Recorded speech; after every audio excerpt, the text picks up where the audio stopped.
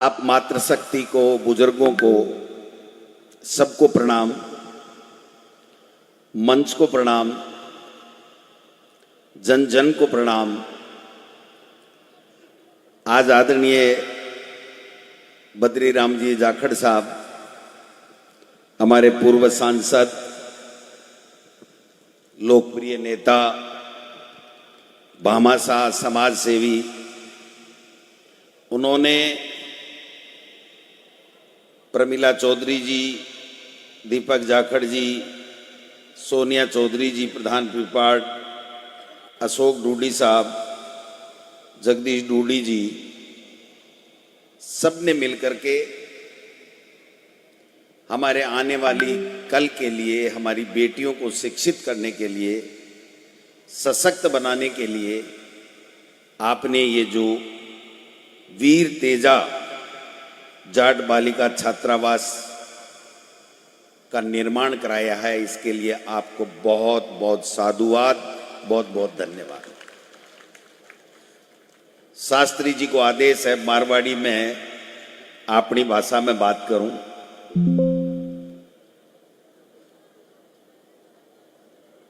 भामाशाह कौन हुआ है? जगह को दिल बड़ो हुआ है, करबा की मन में इच्छा शक्ति हुआ है, ईश्वर भी ने देवे, और फिर समाज ने जगह समाज से प्राप्त करियो है, जगह समाज के आशीर्वाद से जो प्राप्त करियो है, वो वापिस समय आवे तो समाज ने देबा की जगह में क्षमता हुए, मन हुए, वो भामाशाह हुए। आज का मंच पर बैठे हाँ, सब आप सबका आशीर्वाद के कारण से हाँ। आज कोई भी व्यक्ति आगे बढ़े तो भी आगे बढ़वा के मायने समाज को बहुत बड़ा योगदान हुआ है। परिवार, समाज, गांव, प्रदेश, रिश्तेदार, संबंधी, सब लोगों को आशीर्वाद हुआ है। जब व्यक्ति आगे बढ़े, सम्मान प्राप्त करे, धन प्राप्त करे, सम्मान 3 पीढ़ियां तक और 3 पीढ़ियां से ज्यादा भी रहे। लेकिन अगर धन खूब प्राप्त कर लियो और अगर भी को सदुपयोग नहीं करियो तो वो कदे भी वापस जा सके। स्थायी रहने वाली चीज नहीं है धन। बिको जो को उपयोग, सदुपयोग जो आप लोग सब कर रहे हो, आप बच्चों को भविष्य बढ़ाने, वो अजर अमर रहेगो। बैंक के खाते में कोई धन है वो अमर नहीं रहेगो, हमेशा नहीं रहेगो। शास्त्री जी, मेरा दादाजी पन्नाराम जी डोटासरा नाम हो, मैं क्या करता कि बेटा माल और माजनू दोनों सागे को नहीं रहे। कोई पुरखा की पुण्याई करेड़ो आदमी हुए भी नहीं दोनों चीजा मिले, कि माल भी मिले मतलब भी कने अच्छो धन भी हुए, और माजनू मतलब भी की इज्जत भी हुए, प्रसिद्धि भी हुए, ख्याति भी हुए। तो दोनों चीज बिरले लोगा नहीं मिले। जगह का पुरखा से पुण्याई करेड़ी हुए वहां लोगा ने मिले। लेकिन दोनों में एक चीज ने चुननी हुए कि माल ने चुननो है कि माजने ने चुननो है, तो हमेशा ध्यान रखजो, माल स्थायी नहीं हुए, माजने ने चुननो चाहिए, इज्जत ने चुननी चाहिए। और बद्री राम जी डूडी साहब, हमारे रामनारायण जी डूडी साहब बैठा है, राहुल कसवा जी MP साहब, आगे पिताजी भी 3 बार MP रिया, ए भी 3 बार MP होगा, आगे माता जी भी मांगे सागे MLA हा, हीरा राम जी भी MLA रहा, कृष्णा राम जी भी रहा, गीता बरबड़ जी भी आपके विधायक है, और भी मैं सबको नाम लूंगा, समय लागेगो। मैं जो कहना चाहूं, बात आई है कि कोई न पद मिलो आपका आशीर्वाद से। आज मैं मंच पर बैठा तो मां की करामात नहीं है, आपको आशीर्वाद है। और मैं तो कहूं कि आप 2-2 पुण्य सागे कमा रहे हो। आज बालिका छात्रावास को निर्माण और भागवत की कथा को वाचन, ये दोनों पुण्य सागर करता है। क्योंकि भागवत कथा का जो वाचन है वो भी अगर लोगों के काना तक जावे तो मैं समझूं कि बहुत बड़े पुण्य है, जो को कराबाड़ो है बिन में पुण्य मिले। और शास्त्री जी को नाम बहुत सुने और आज तो नाम ही दोनों मिलगा। मैं बद्री जी के कोई टाड़ो काट जातो, लेकिन थाको नाम सुने तो मैं जरूर आयो। मैं क्यों एक साथ दो काम होएगा, शास्त्री जी को भी आशीर्वाद मिलेगा और माता को, बुजुर्गों को और सब लोगों को, भोपालगढ़ के और आसपास के लोगों को भी आशीर्वाद मिलेगा। पेड़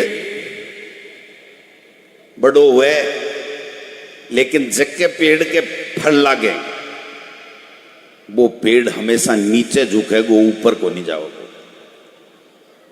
और बाज की ईश्वर जो कुछ भी आशीर्वाद दिए है, बद्री जी ने, डूडी साहब ने, हम सब ने दिए है कि ईश्वर दियो खूब, लेकिन जितना दिया उतनी ही नम्रता, संस्कार आप में कूट कूट के भरा हुआ है। और इसीलिए आपके मन में बच्चियों के कल्याण की, बच्चियों के शिक्षित करने की और उसके साथ साथ में भागवत कथा का वाचन करा करके सबको लाभान्वित करने का आपने जो काम किया है, ये बहुत अच्छी बात है।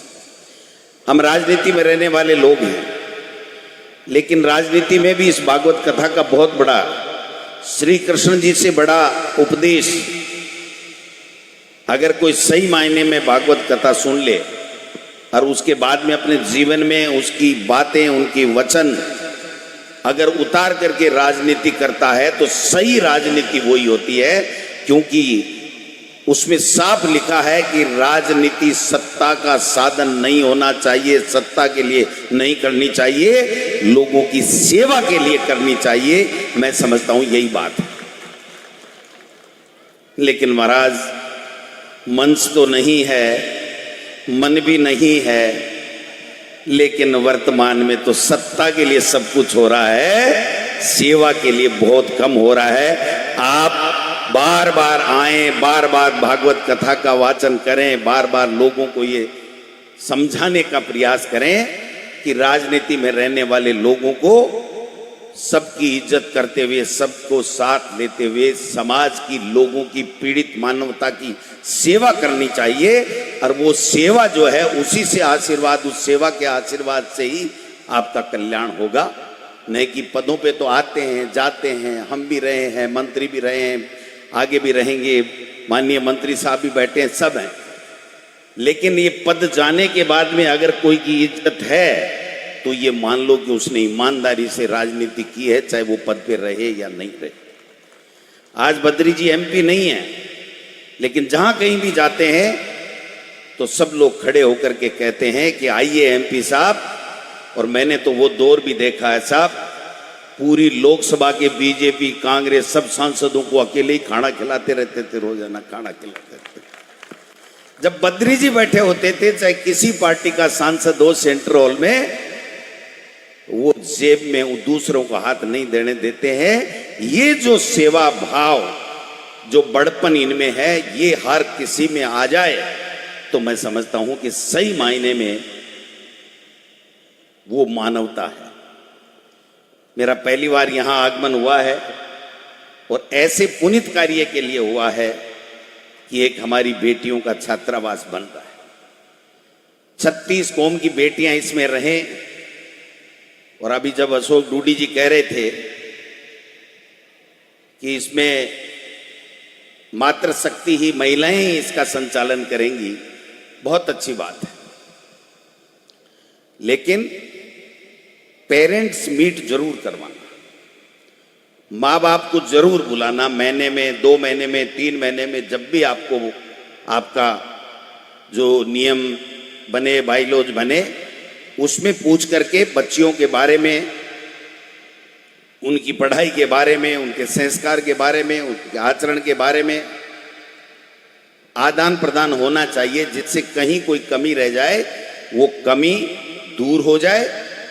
और एक जमाना था जब एक घर में अगर किसी के 2 बेटे 4 बेटियां या 4 बेटे 2 बेटियां हुआ करती थी, तो पहले कोई जमाना था जब एक बेटे को पढ़ने का मौका मिलता था, फिर बेटों को सबको मिलने लग गया, बेटियों को नहीं मिलता था। आज हम सौभाग्यशाली हैं कि आज हमारे बेटे और बेटियां बराबर में हैं।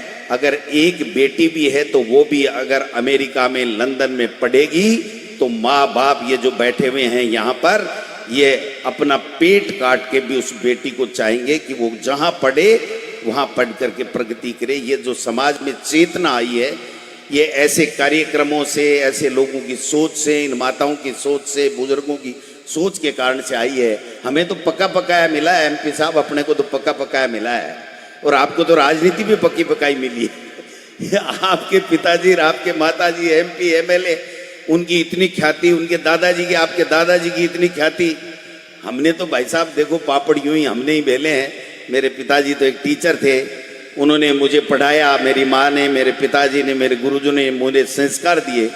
वो संस्कार आगे बढ़ करके बोल रहे हैं, और उनके संस्कार से, आशीर्वाद से लोगों ने, जब पहली बार मैं राजनीति में आया तो मुझे केवल इसलिए वोट नहीं मिले कि गोविंद डोटासरा है या ये वकील है या ये कांग्रेस का चुनाव लड़ रहा है।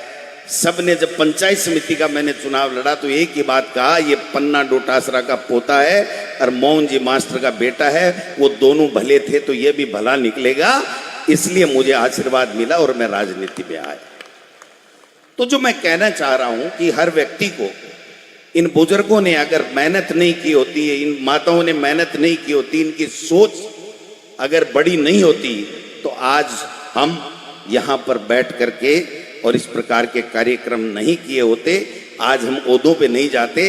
इसलिए जब इन्होंने तकलीफ भोग करके, इन्होंने पेट काट करके, उस जमाने में ये सोच के कि मेरे बच्चे पढ़ने चाहिए, मेरा बेटा पढ़ना चाहिए और आगे बढ़ना चाहिए, तरक्की करना चाहिए, तो आज हम जब पदों के ऊपर आ गए, हमारे पास सब कुछ है ईश्वर की दया से, तो हमारा भी धर्म बनता है कि हम सब मिलकर को ऐसी एक वीर तेजा जाट छात्रावास नहीं, सैकड़ों करनी चाहिए और हमारी बेटियों को पढ़ने का अवसर देना चाहिए, उनको आगे बढ़ाने का काम करना चाहिए, ये हमारा भी फर्ज होना चाहिए।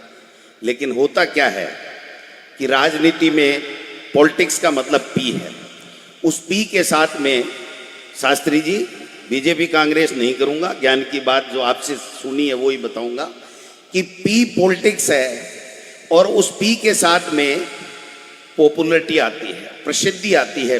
राजनीति में आदमी होता है, मंच पे बैठता है, माला पहनाई जाती है ना, और उसका स्वागत होता है, 100 आदमी बैठे हैं, नेता आ गया तो सब खड़े होते हैं, आइए साहब, तो आदमी को मान सम्मान मिलता है, प्रसिद्धि।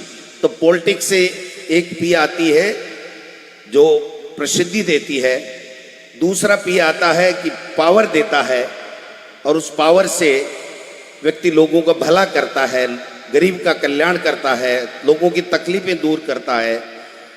और जब पावर आता है, प्रसिद्धि आती है, तो पैसा भी आता है, संपन्नता भी आती है, प्रोस्पेरिटी भी आती है, कोई बुरी बात नहीं है, धंधे भी चलते हैं, धंधे चलते हैं। राजनीति में नाम से ही चल जाता है कि साहब बद्री जी, अशोक गहलोत जी के खास हैं, इसी से आधे काम हो जाते हैं। होते हैं कि नहीं होते हैं, बताओ सही बात है कि नहीं? तो प्रसिद्धि भी आती है, प्रसिद्धि के साथ में पावर आता है, और पावर के बाद में आदमी को संपन्नता भी आती है। लेकिन इन तीनों चारों चीजों के बाद में इस पॉलिटिक्स में रहने वाले लोगों के इन तीन पी के साथ में एक चौथा पी आता है, जिसका नाम अंग्रेजी में प्राउड होता है, हिंदी में घमंड होता है। और जब इन तीनों चारों पी के साथ में प्राउड और घमंड आ जाता है तो सब कुछ समाप्त हो जाता है, लोग गालियां निकालना चालू कर देते हैं। आप भाग्यशाली हो, कोई पुरखों की पुण्याई है आपकी, डूडी साहब की, सबकी, कि आज भी जब रामनारायण जी डूडी साहब का लोग नाम लेते हैं तो सम्मान से खड़े होते हैं कि नहीं, वो एक नेता आज चाहे राजनीति में है नहीं है, लेकिन उन्होंने हमेशा किसान की, गरीब की सुनी है। आपके दादाजी, आपके पिताजी राहुल कुशवाहा जी, आप तो एमपी अब की बार आपके पिताजी के कारण से बनो हो, मैंने इनके पिताजी को कहा, मैंने कहा भाई माने गोद दे दो, बीजेपी वालों तो थाको पतंग काट दी। तो उन्होंने कहा कि ठीक है, लेकिन मुझे विश्वास था कि अच्छे लोग हैं, जनता इनको पसंद करती है, जनता के बीच में रहते हैं, पार्टी कोई सी भी हो, जब बार बार जीतते हैं इसका मतलब आपका आशीर्वाद लेते हैं, आपकी सेवा करते हैं। तो कोई भी राजनीति में भी रहे तो वो कम से कम ये बात जरूर ध्यान रखे कि ये स्थायी नहीं है, इसमें प्राउड नहीं आना चाहिए, लोगों के कल्याण की भावना होनी चाहिए, लोगों की सेवा की भावना होनी चाहिए, दुख तकलीफ में उसके कैसे हम काम आ सकें। और हमारे पास में अगर 2 रुपए कुछ होता है, मैं एक किस्सा कह के मेरी बात समाप्त करूंगा। शास्त्री जी, मैं जब वकील बना 1 जनवरी 1989 को, तो मेरे दादाजी पहले कहा करते थे कि बेटा तू वकील बन रहा है, वकील बहुत बड़ा होता है, हमारे को जमीनों का अधिकार दिलाया, ये दिलाया। जागीरदारी जब प्रथा खत्म हुई तो वकील का मेरे मन में बहुत बड़ा सम्मान है, तेरे को काला कोट मिले तो एक दिन तू गांव कृपाराम की ढाणी काला कोट पहन के आना। मैं 1 जनवरी 1989 को वकील बना। 14 जनवरी को संक्रांत का दिन था, मैं कोट पहन के कृपाराम जी की ढाणी में गया। मेरे दादाजी आज इस दुनिया में नहीं है, ऊपर सुन रहे हैं, मैं सत्य बात कह रहा हूं, सत्य के अलावा कुछ नहीं कहता। तो जब कोट देखा, मैंने आशीर्वाद लिया, तो मेरे दादाजी ने कहा 15-20 दिन के 14 दिन के माए ने 1500 रुपया कमा लिया। बी टाइम ओथ कमिश्नर होता, मौका कमिश्नर होता, एक वकील भागीर जी जाखड़ साहब के रहता 150 रुपया, वह भी कोई पूरे दिन में भागा दौड़ी करता, जूनियर वकील तो वह भी दे देता। तो बोला 50 को नोट निकाल।